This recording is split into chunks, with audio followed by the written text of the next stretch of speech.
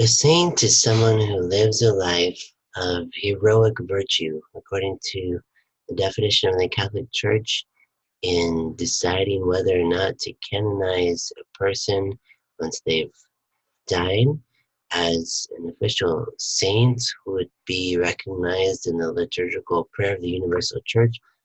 This person has to exhibit a life of heroic virtue, and their life has to be surrounded with evidence of this kind of lifestyle, this fidelity to following Christ all the way to the end.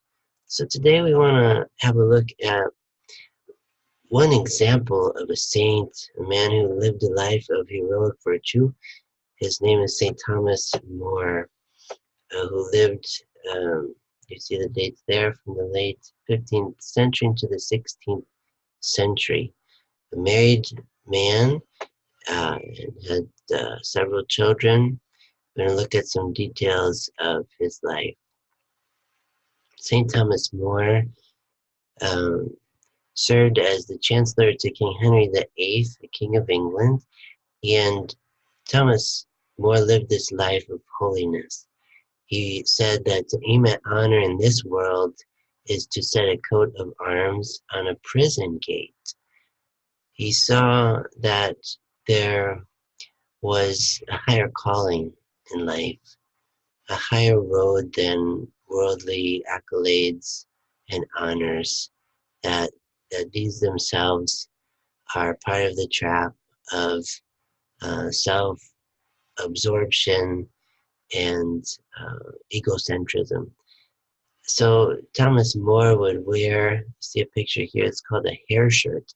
At times he would wear a hair shirt underneath his clothes as a way of penance,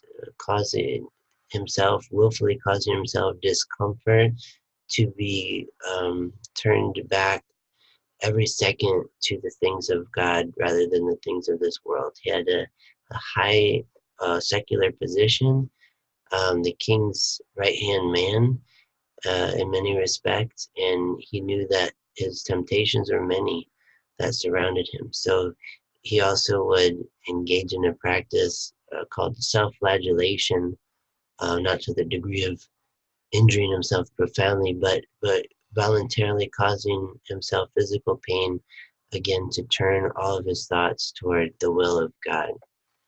He was influenced by Carthusian spirituality rooted in the Benedictine monastic tradition, and this he carried with him throughout his adulthood.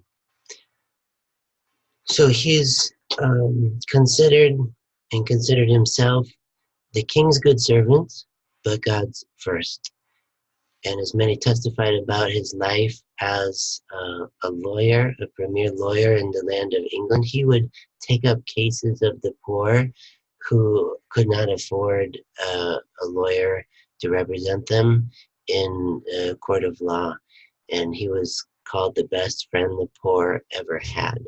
So he exercised this preferential option for the poor even long before it became one of the themes of Catholic social teaching. He wrote several poems and even a book called Utopia. This is from one of his poems called Death. And when we look at the poem, you see that he was very mindful of his impending death throughout his life. He knew he would be accountable to God in the end and face a judgment, and he wanted to have a clear conscience before God.